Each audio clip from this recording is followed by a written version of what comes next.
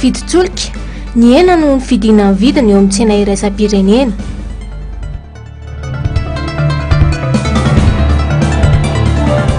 Fiainam-bahoaka mila misy fiantraikany ny ariary mivoaka hoy ny CCOC.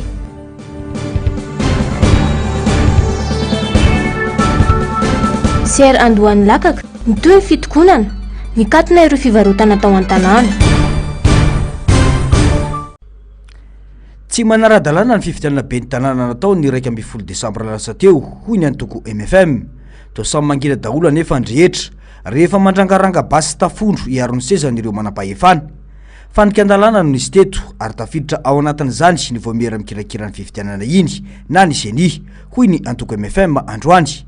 Raha ny tokony ho izy raha tena tan-dalàna tokoa i Madagasikara dia foana iny fifidianana iny ary tsy sa amoaka voka-pifidianana akory ny fitsarana miady amin'ny fanjakana na ny tafa ho hatrany ny fanamafisana. Voalohany indrindra ny lisam-pifidianana nampiasaina teo tsy mitovy amin'ny registre-pirenena.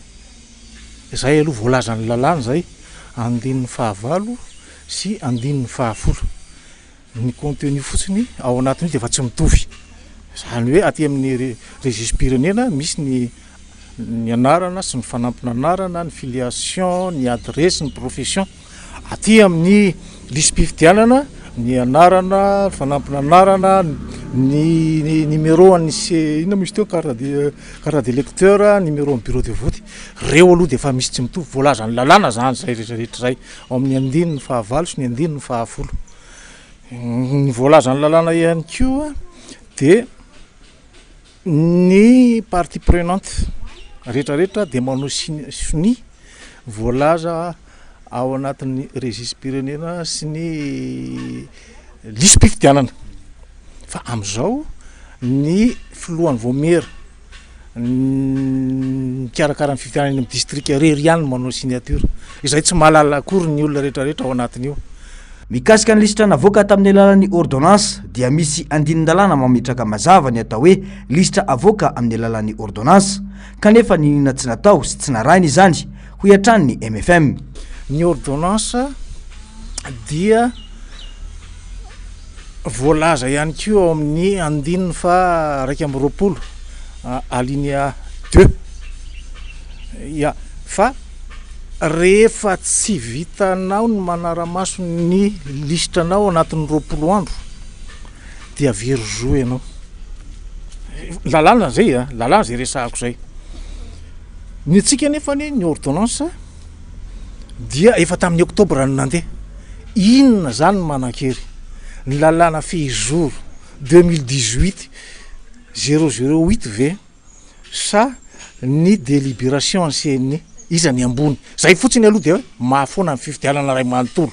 Tsy asina resaka betsaka zay. Ny zavatra toy izao no isan'ny efa nanaovan'ny MFM antsoavatra amin'izay ny amin'ny tokony anadiovana mialoha ny tokotany. Saingy samy ny hevitra moa ny rehetra fa isy fanaran-dalàna hitranga teto. Mila fanovana ny zotra-pifidianana eto amintsika sy ny lalàna amin'ny fehizany ho hatrany ny MFM. Manomboka miditra amin'ny fanjakan'olombitsy tanteraka ny firenena ary tsisy fandimbiasam-pahefana ara-pifidianana intsony eto raha izao zava-misy izao.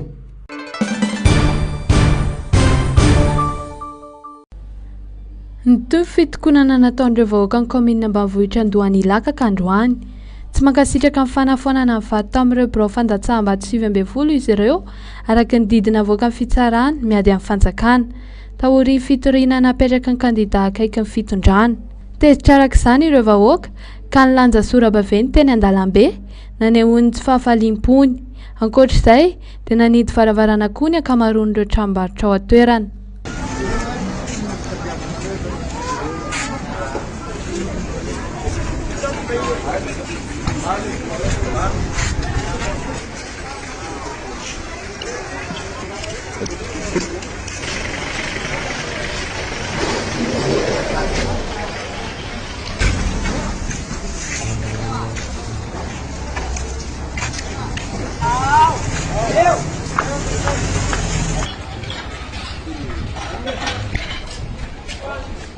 Manao antsoava amin'ireo tompon'andraikitra ireo vahoaka mba hijery akaiky ity raharaha ity ary hanaja ny zony sy ny safidiny. Ka zahay zany tena tsy magnaiky zany bakona io ary ny marina mihitsy dia tsy mba mafy zay ny marina satria zahay tena mitomagny mihitsy zahay vehivavy amin'ny voalaka valo amin'ny folofoko bakapy merana ranirina zay zany mampitora anay zay lany bahoaka tena lany bahoaka ary mbe lany vato koa vato halatsy mihitsy io fa tena vato zay zany safidinay izy magataka anao zay monsieur le président mba tena hijery akaiky le tompoko hijery akaiky asa tofa tena malahelo zahay jereo vahoaka maronisa nameraka ny tanananay satria mitady rojonay zahay ka apetraka ampenatananareo mpanao fahefana izay moa resaka dia zahay tsy mpanao politika fa olo-tsotra ihany ary zahay vahoaka tsy tena ny vehivavy eto Andohanilaka dia misaotra raha nivokatra vonjimaiky anavoaka seni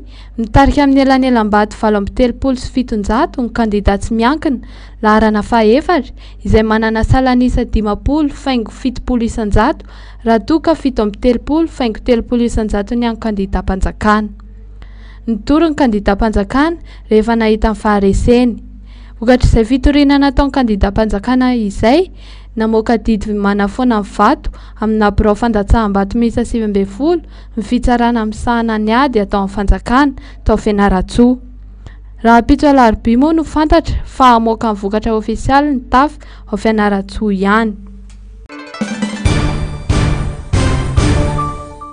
Nivoaka tamin'ny fangina ny fiarahamonim-pirenena CCOC na ny collectif des citoyens et des organisations citoyennes androany manoloana ny fitantanam-bolam-panjakana. Tsy tasoritra mazava ny tanjon'ny fanjakana sy ny vokatra azo amin'ny fampiasana ny volam-panjakana hoy ny fanazavana. Tsy misy ihany koa ny tamberin'andraikitra ataon'ny ministera isan-tokony ka mitarika ao amin'ny tsy fahazoana vokatra mivaingana. Satria moa zany tsy mipetraka le hoe tamberin'andraikitra avy aty amin'ny fanjakana ary eo koa moa zany ny olana mbola hitantsika dia matsapy zay hoe mbola tsy mipetraka araka ny tokony mihitsy ny fampiasany volam-bahoaka.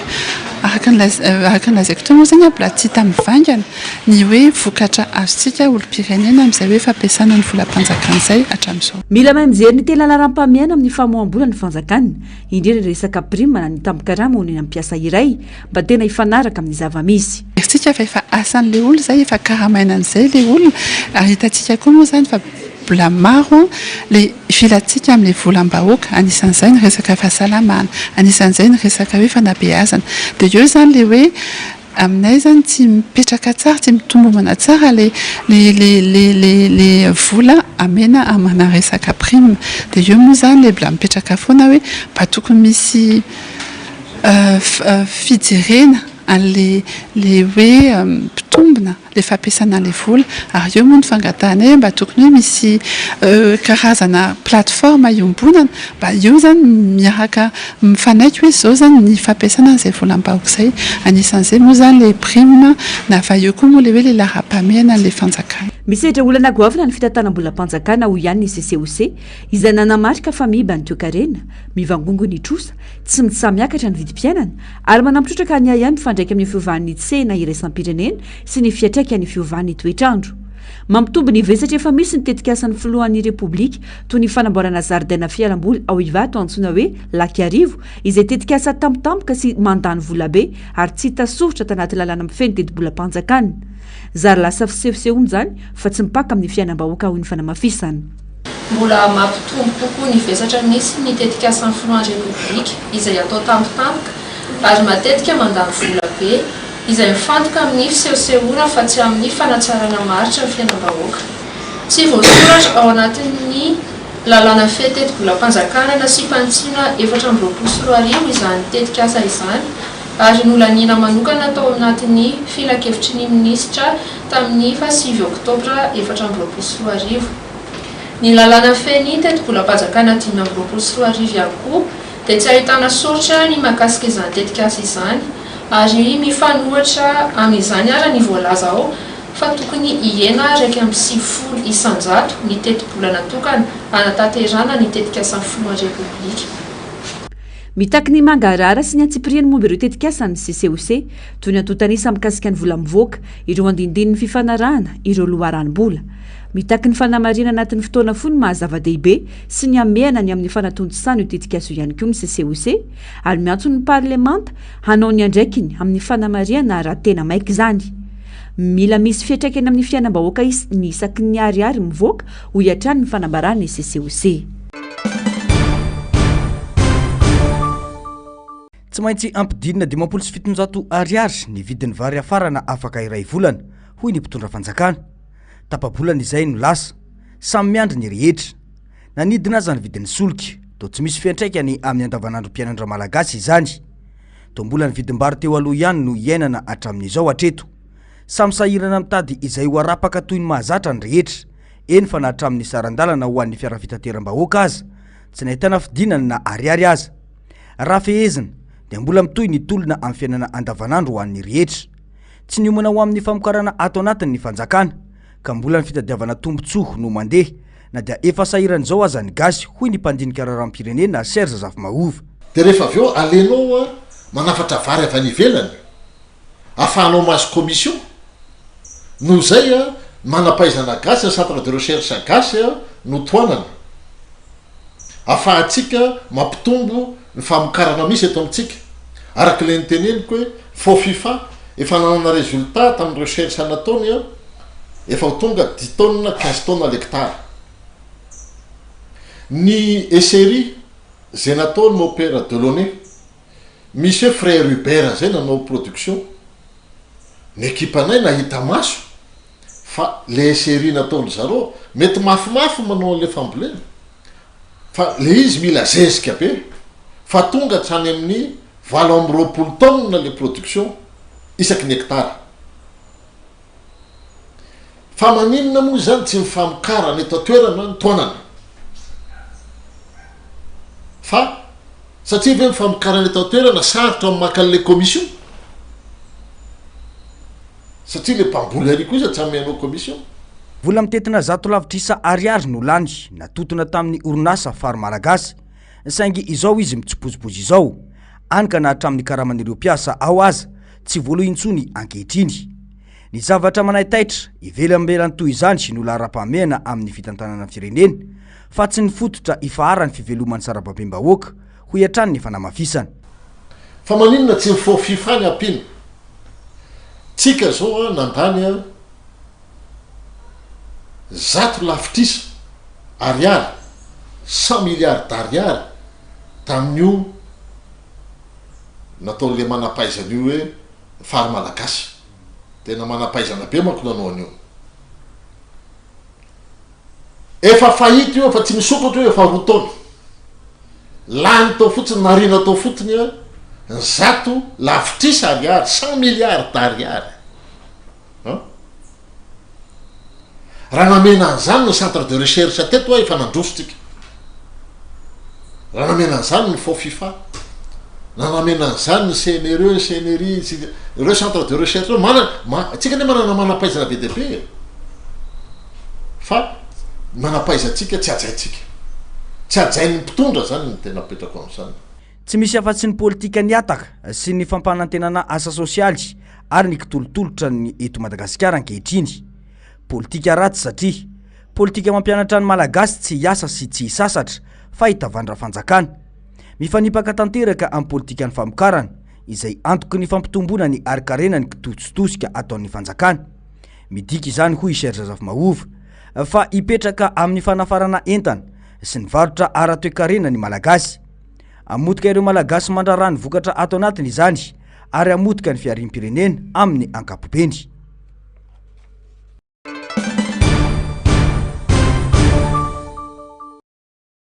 Tsy noho ny fahaizany mpitondra velively ny antony fidinany vidin'ny solika fa noho ny fiainany eo amin'ny sehatra iraisam-pirenena hoy Parena Augusta Androany raha naneho ny heviny mahakasika ity raharaha ity. Mazava ny fifanarahana natao tamin'ny tahirim-bola iraisam-pirenena dia fanekeny Madagasikara ny fanitsiana ny vidin'ny solika manaraka ny vidiny eo amin'ny tsena iraisam-pirenena izay midika fa mety ho fiakarana na fidinana hoy ihany Parena Augusta. Ny $2.4 USD ny bariran'ny petrolina vao nandresy fantatra fa lany filoha Amerikany Donald Trump izay nanambara fa anokatra ny fitrandrana solika maro any Etats-Unis ary ny fikasany akany Groenland sy Canada izay feno solika sy gaz. Nahazo aina ny sandany $, nefa ny solika vidina sy atakalo $, any ka midina ho azy ny vidin'ny solika. Ny atoko ny adiny Moyen-Orient ka amplamina any Iran sy ireo tany arabo mpamokatra solika izany ho iatrany ny fanamafisana. Isambolana izy io miova ary tokony izatra an'izay isika gasy zany le ajustement na prix ty tokony izatra isika fa sy hoe ary sy tokony agnategna an'izany kosa hoe na isaotra an'izany hoe aniry an'izany hoe iakatra izy fa raha midigna amin'ny marché international de tokony midigny toa mazava nagnazavana ministre anazy teo misy 2 mois de décalage izy satria le vidisika il y a 2 mois ny lasa amitsika ty zao de appliquer ny FMI sy nilaza hoe sy fiasa-piakariny foana io fa izy plus ou moins izy sy miakatra ny 200 ariary plus ou moins na plus na moins conjoncture zao aloha favorable ny conjoncture zay ino zavatra miseho zao de fa anomboka ilamindaminy Ukraine io noho ny fivisan'ity Trump ty hoe sesy mizanona anareo de miakatra zany ny tolotra avy any amin'ny Russie zay manana pétrole sy gaz lamindaminy manomboka milamindaminy koa ato Moyen-Orient manomboka milamindaminy koa ato Moyen-Orient milamina ireo resaka Israël sy anna ito resaka Gaza sy Hamas io donc efa iakatra afaka anao sara koa zany ny iranianao iakatra koa ny tolotra ny ianna koa moa Trump koa zany sy mandrava am'zay accord de Paris zany izy hoe sy manasa manamboa énergie fossile na charbon na pétrole na gaz ataonina anazy tena manao gaz de schiste izy zao iakatra koa zany ny production ny américain donc izy tolotra bebe ihany ny pétrole zany amin'ny sena resam-pirenena zaka idigna vidiny io zany hoe io zany sy de hoe ny fahaizasika manokana fa ny conjoncture internationale. Tsy misy fiantraikany amin'ny vidim-piainana eto Madagasikara ny fidina ny vidintsoloka maneran-tany io isan'izany ohatra ny sarandalana ho iatrany paraina Auguste misy antony izany hoy ny fanazavana tsy misy mihidigna vidin-drano sika ty raha io zao hoe vao napiakatra kely fotsiny zany roatra niakatra teo tonga de lasa teo napiakatra daholo ny transporteur ny mpivarotra voatabia ny taxi moto napiakatra izy zao nidigna io zavatra tsy manao izy io le ataon'ny économiste hoe effet de cliquet izy cliquet moko le misy anina me velore sy mety midigny le vidin-dra na hoe rigidité à la baisse sy mety midigny misy zany le vidina raha zany hoe le zavatra kaindresika zany sy ho azo sika le hoe apidigny vidim-piainana manko ny tena ilaigny hoe mampidiny pétrole. Tsara ny hevitry ny fanjakana ny amin'ny hitrandrana indray iresy olo tany eto Madagasikara na dia efa tara aza itobaka mantsy ny solika ka iena ho azy ny vidiny noho ny ezaka ataon'ireo firenena lehibe ireo ka mety hiteraka fatiantoka ho an'ireo mpandrarà hitrandraka izany eto amintsika ho iatrany ny faneho-kevitra 6 ans zay dataraiky nandeha io tamy 2010 tamy 2019 de nibloquegny de ohatran'izay koa isaofoko tariny bloquegny fa nisy investirenanao taloha de fa nizanona ho tonga indray ihany ve zalahy satria raha fa miakatra indray zany ny tolotra midy ny vidin'ny pétrole de rentable ve sy rentable le izy izay le andeha izy ary asika ve isécuriser ny investissement n'olo satria asika zany manao zavatra de ve tapasika n'igny raha tsara trany ny manamarika fa ny fomba fikajiana ny vidin'ny solika dia miankina amin'ny reto prix reto prix de référence frontière valo amby 50 isanjato transport de stockage valo isanjato distribution 12 isanjato taxe et redevance 3 isanjato ajustement de prix à la pompe valo isanjato ity farany ity ilay fampianana ataon'ny fanjakana amin'izao fotoana io raha ny fanazavana atrany.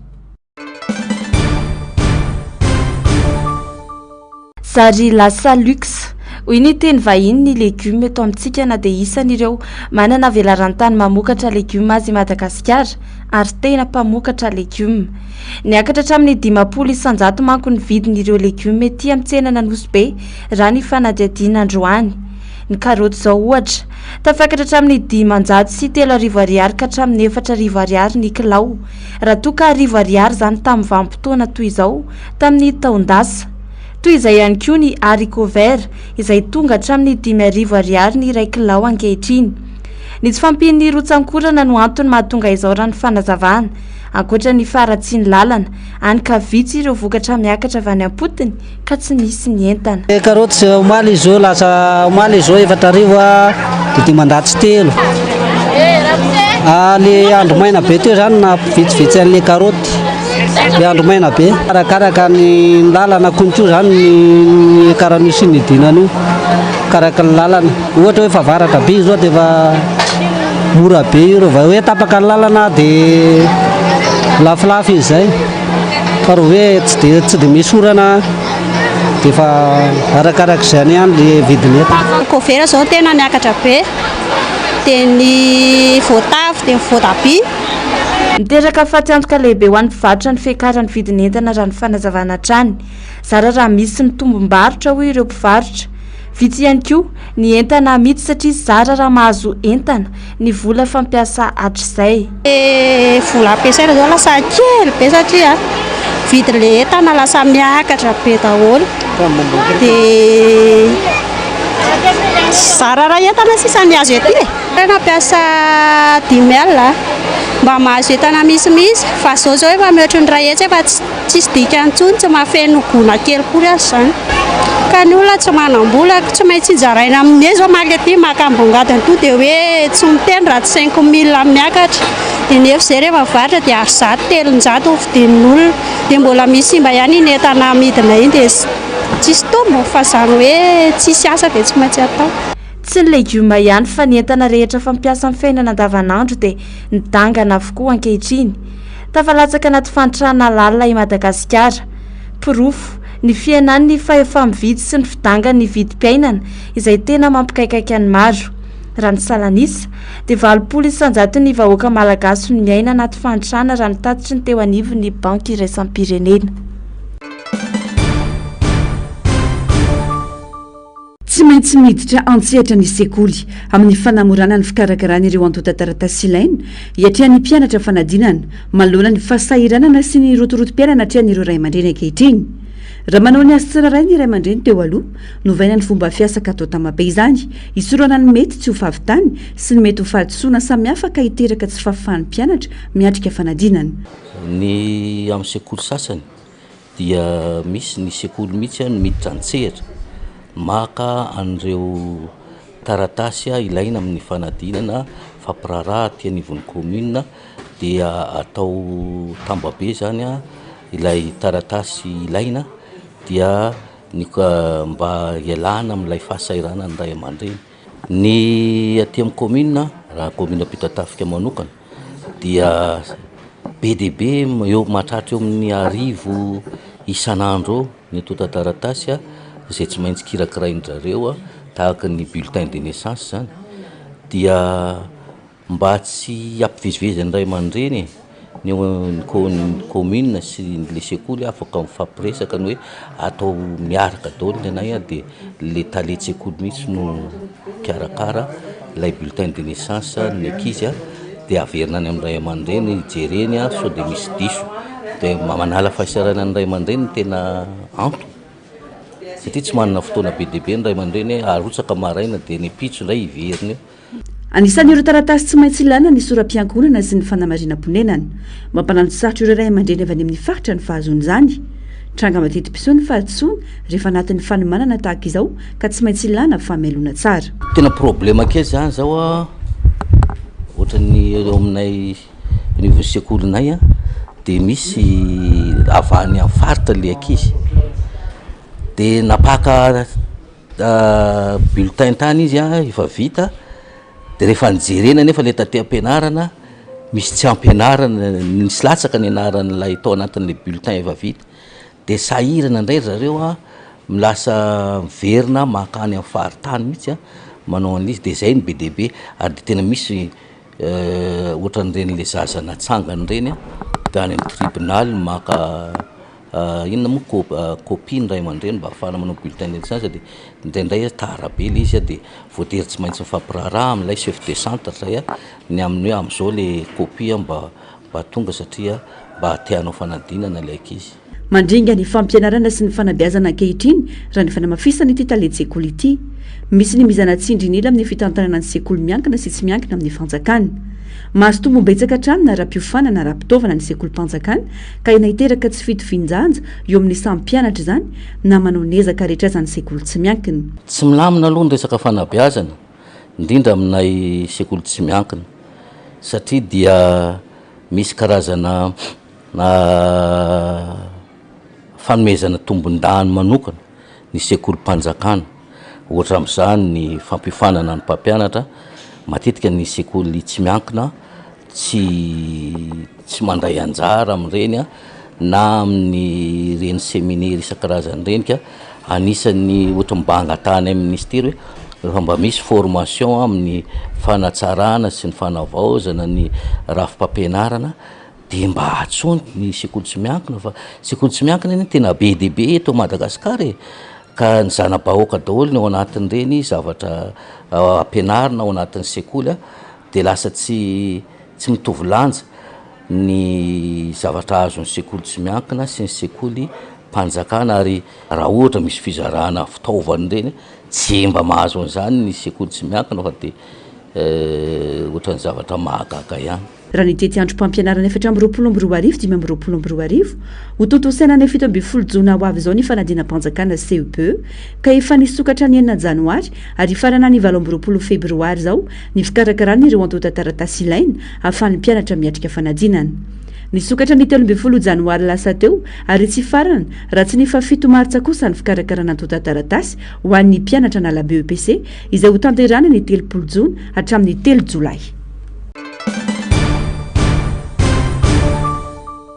Ankizy manodidina ny 10 ka hatramin'ny 12 taona avokoa ireto hitantsika ireto mitsindroka ireo entana latsaka ety amin'ny tsenana Nosy be ny asan'izy ireo angon'izy ireo ny potibary ireo legioma latsaka amin'ny tany ka tsy alaina ireo mpivarotra intsony ireo arak'izany no angonina ka amidy indray avadika ho vola koko mitsipitsipiny eo fahatsa ohatra 3,000 4,000 5,000 telo zay na sarery ihany manao an'izany za ihany tsy mianatra fa izy zareo fa avindana tsy atao maditra hozy izy de tsy mandeha manampy ireo ray aman-dreny amin'ny asa famelomana ny ankohonana ireto zaza tsy ampy-taona ireto izay vola azo arak'izany ny fidanana sakafo iantoana ny andavanandrom-piainana zay ihany mivatra le izy mena mamanay sy dadanay le mivitanana fara ny asa ve tamin'izavo 10 vo 10 taona tahitady vola sady tsy mazoto mihitsy tsy mamanay tsy de misakafo de côté tena marary be alohako fa le mieritreritra n'izany maniry ny mbola anohy ny fianarana izy ireo saingy tsy afa manoatra noho ny adidy izay sahanina sahady maneho miariary ny fantrana misy sy ny asarotro ny fiainana izao zava-mitranga izao raha nitaremarika ny sampandrarany firenena mikambana misahana ny ankizy na ny UNICEF dia ankizy ray amin'ny 2 5 ka hatramin'ny 17 taona no voatery miasa eto amintsika noho ny antony ara-bola avokoa no tsy isitrahana izy ireo zony toy ny mianatra miala voly misakafo sy mahazo fitsaboana araka ny tokony ho izy miaina malalaka eo anilan'ny ray aman-dreny sy ny maro hafa. Jolay 4 maty voatifitry ny mpitandro ny filamenana tao Tanambao-Veriry Toamasina hatramin'ny hariva teo fotoana nanoratana raha ny fampitam-baovao avy any toerana mitoy ny azalamo sy ny fanarandy ireo olon-dratsy raha ny loharanom-baovao mikasanao fanafian'olona tao anaty tiokotioko ireo Jolay ireo no tratehaky ny mpitandro ny filamenana nanao fanamena sivily mbola natrarana basy pea sy basy vitagasy tany amin'ireo olon-dratsy raha ny vaovao ihany tao anatin'ny volana maromaro zay nisesy ny fanafiana tao Tomasina voatselakory zay no nisina vehivavy iray naratra mafy avokatry ny daroka nataon'ny olon-dratsy taminy rehefa tsy nahitana vola teny aminy tsy andro tsy alina fa saika miainana torory sy tebiteby hatrany ny mponina ny toerana malohana ny fitsiko ny asan'ny Jolay izay matety piseho.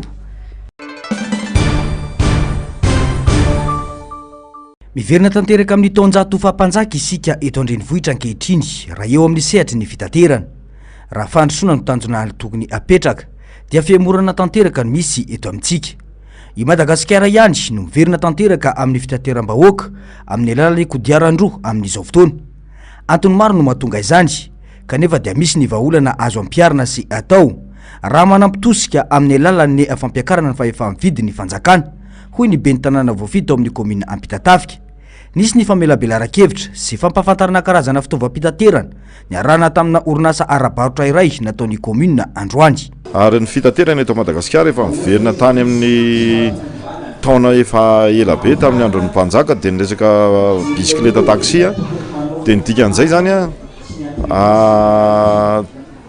irahantsika malala iraha